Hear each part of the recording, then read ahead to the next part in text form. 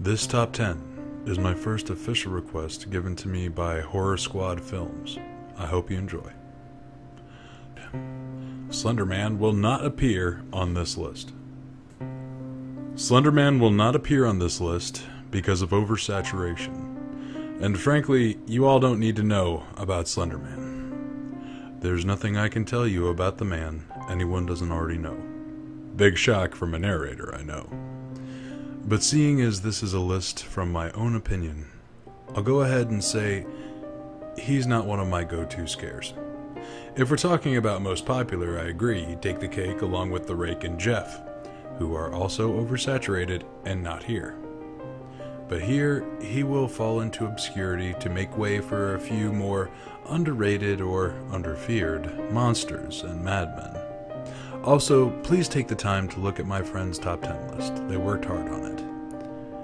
So, let's tell a story. Number 10.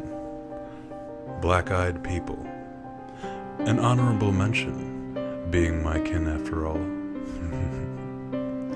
It is said that if a black-eyed person, often children, often blue-tinted in death, supposedly, comes to your house, he will have for you something to do, and do it you shall. Well, the children often don't have the mental stability needed for real mind control. But can you blame them? Poor babies. No stories have emerged from an individual who has complied with the requests of the children, alluding to the death as a result of that compliance.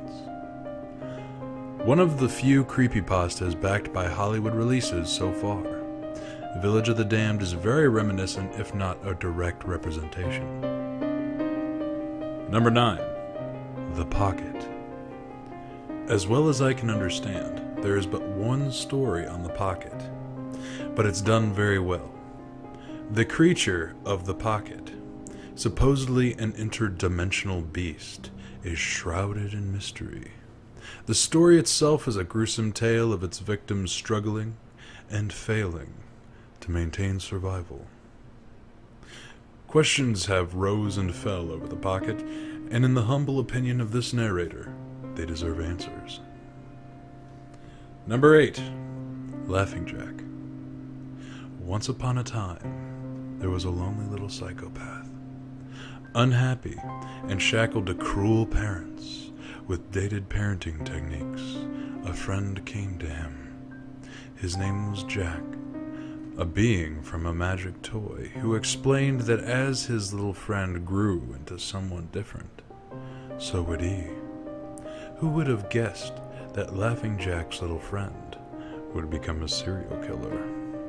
The delivery of the stories, both Laughing Jack and his origin, are very powerful and very gruesome. He is one of the most popular of beings I will be mentioning, but in my opinion, he deserves the mention, as well as a few extra tales. Number 7. Teddy. One of the pinnacle tales of destroyed childhood. A young girl finds a teddy bear in a lone bin at a yard sale, full of character and empty of stomach. The tale of a creature with amazing camouflage and the awful end of the family that fell for its ruse. This is a biased entry because destroyed innocence is my favorite flavor, as it were. Another one-story offshoot as far as I know, which deserves at least an origin. I'm just dying to know. Number 6. Buried Alive.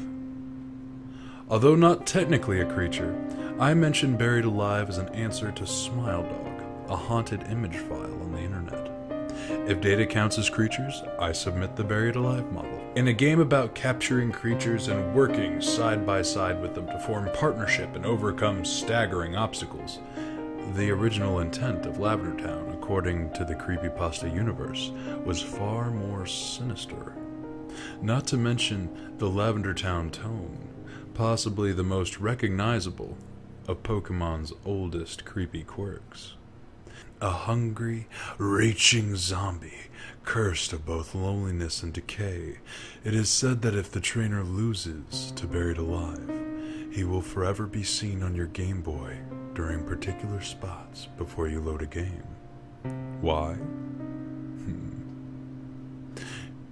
This haunting image, coupled with my love for Lost Innocence, as I'm sure you caught on to by now, make this a perfect entry in my list. Number 5. Rap Rat.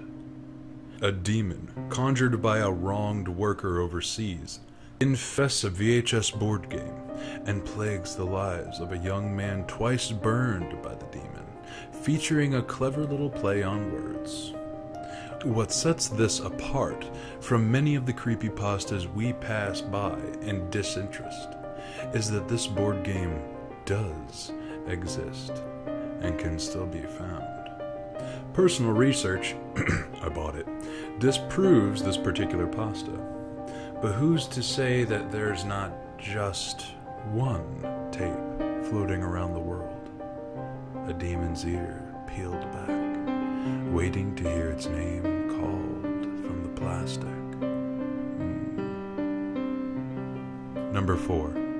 Mr. Widemouth. It's the story of what could be an imaginary friend, or at least an entity that may or may not exist in the minds of children. His game is played dangerously and in a literal sense, as he tries his damnedest to trick our main character into horrible ends at his own hands. Mr. Widemouth gets such a high spot because, unlike all of the other creatures, he subtly influences and waits patiently, watching with that hypno smile of his, in hopes that his antics would give him yet another body to admire down his long, winding path.